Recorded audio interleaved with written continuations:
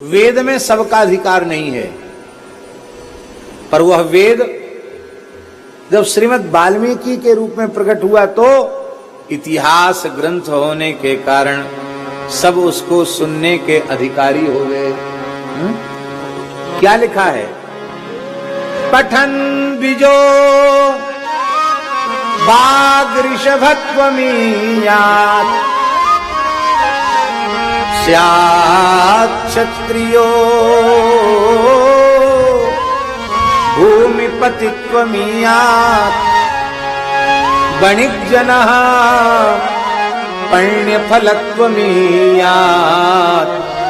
जनच्च शूद्रोऽपि महत्वमीयात्। वाल्मीकि रामायण में बात लिखी है, ब्राह्मण यदि इसका पारायण करेगा तो ब्रह्म विद्या की प्रतिष्ठा उसकी वाणी में हो जाएगी, ब्रह्म तत्व का बोध हो जाएगा। क्या करें, हमारी भी इच्छा होती कम से कम एक सर्ग रोज पढ़ें, लेकिन अभागे हैं जो चाह कर भी नहीं कर पाते हैं। वैसे लगभग 5 आवृत्ति हमने वाल्मीकि रामायण की हनुमान जी को मूल आवृत्ति सुनाई वृंदावन में, लेकिन अब वैसे नित्य पाठ करने का अवसर नहीं मिल पाता, होना चाहिए। पठन द्विजो वाग ऋषभत्वमीयात्। बाग ऋषभत्वम, ऋषभत्व माने उसकी वाणी में ब्रह्म तत्व की, ब्रह्म विद्या की प्रतिष्ठा हो जाती है, यही है बाग ऋषभत्वम। पठन द्विजो बाग ऋषभत्वमीयात् स्यात् क्षत्रियो भूमिपतित्वमीयात्। क्षत्रिय यदि पाठ करे श्रीमद् वाल्मीकि रामायण का तो एक श्रेष्ठ राजा के संपूर्ण गुण उसमें प्रकट हो जाएंगे, वो राजाधिराज हो जाएगा। कोई वैश्य पढ़े, श्रद्धा पूर्वक पाठ करे तो बड़ी जन पण्य फलत्वमीयात्। पण्य माने होता है व्यापार, उसको व्यापार में उत्कृष्ट लाभ हो जाएगा। क्या लाभ हो जाएगा? वो उत्तम वैश्य हो जाएगा। कृषि गोरक्ष वाणिज्य वैश्य क्रम स्वभावजम, अपने स्वधर्म में लग जाएगा, खेती करेगा, वाणिज्य करेगा, गोरक्षा करेगा, और यह धन भगवान का है, भगवान के लिए है, ये भगवान की संपत्ति है, ऐसा मानेगा तो अखाद्य नहीं खाएगा, अपेय नहीं पिएगा, अगम्यागमन नहीं करेगा, अनुचित कार्यों में धन का व्यय नहीं करेगा, गौ ब्राह्मण की सेवा में, यज्ञादि की सेवा में धन का व्यय करेगा, तो जितना सेवा करेगा उतना लाभ उसको होगा, नहीं होगा? धर्म से वृद्धि होती है। जीवन में सुख का मूल क्या है? सुखस्य मूलं धर्मः, सुख का मूल धर्म है। सुखस्य मूलम धर्मः, सुख का मूल धर्म है। इसी को गोस्वामी जी ने कहा, सुख चाह ही मूढ़ न धर्म रता।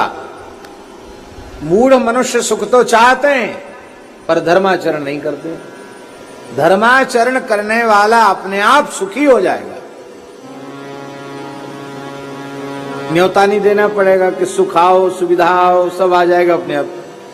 जिमि सुख संपत्ति भी नहीं बुलाए, धर्मशील पहीं जाय सुहाए। सिमिटी सिमिटी जल भरहि तलावा, इमि सदगुण सज्जन पहियावा। सुखस्य मूलम धर्मः। और जब वाल्मीकि रामायण का पाठ करेगा तो बुद्धि इतनी शुद्ध हो जाएगी कि अर्थ का उत्तम उपयोग क्या है। आगे लिखते हैं, सुखस्य मूलम धर्मः, धर्मस्य मूलम अर्थः। धर्म का मूल अर्थ है। इसी को महाराज जी भागवत जी में कहा गया, धर्मस्य ह्यापवर्ग्यस्य नार्थोर्थायोपकल्पते, नार्थस्य धर्मैकान्तस्य।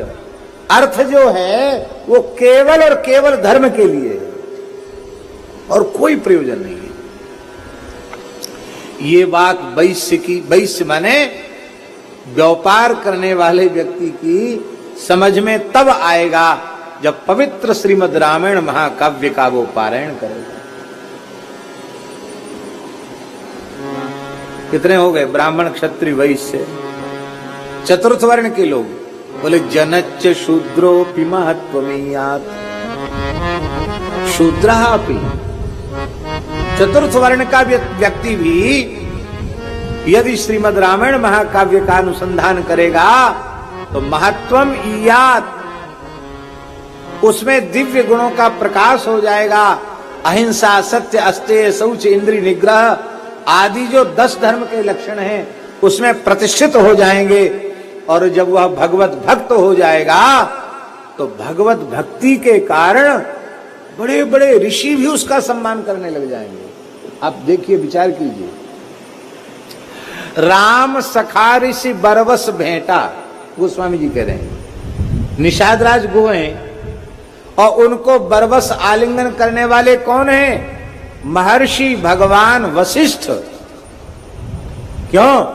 बोले तुम तो राम लीन उर्लावा, राम जी ने तुमको अपने हृदय से लगा लिया। केवट भी महत्वशाली हो जाता कि नहीं? निषादराज गुह का भी महत्व बढ़ जाता कि नहीं? और शबरी का महत्व बढ़ जाता कि नहीं बढ़ जाता? जंगल के कोल भी, अरे महाराज बंदर भालुओं का महत्व बढ़ जाता है। हनुमान जी कहते देखो, किसी समय में जिनको लोग सवेरे नाम लेना अनुचित मानते थे, स्वप्न में देखना अनुचित मानते थे, आज हम भी प्रातः स्मरणीय हो गए। प्रात ले जो नाम हमारा, प्रात ले जो नाम हमारा, तेहि दिन ताहि न मिले आहारा,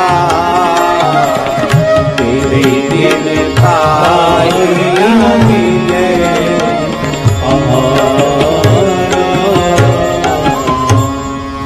सवेरे सवेरे हनुमान जी का ईमानदारी से नाम लेके देखना, रोज जितना भोजन मिलता है उससे 4 गुना मिलेगा खाने को। ऐसा नहीं कि तेगिन ताई न मिले आहारा।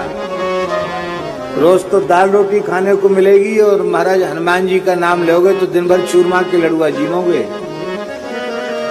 तो ये इतनी बड़ी महिमा कैसे बढ़ गई? ये है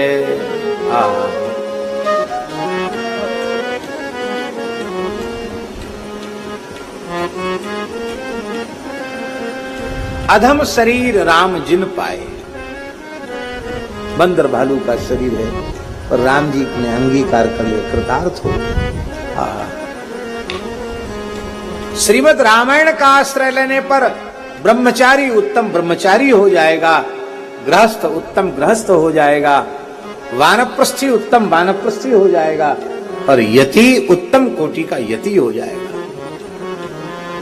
नारी उत्तम कोटि की पतिव्रता हो जाएगी। इसलिए रामचरित्र के आश्रय के बिना जीवन में मनुष्यता आ जाए ये संभव नहीं है।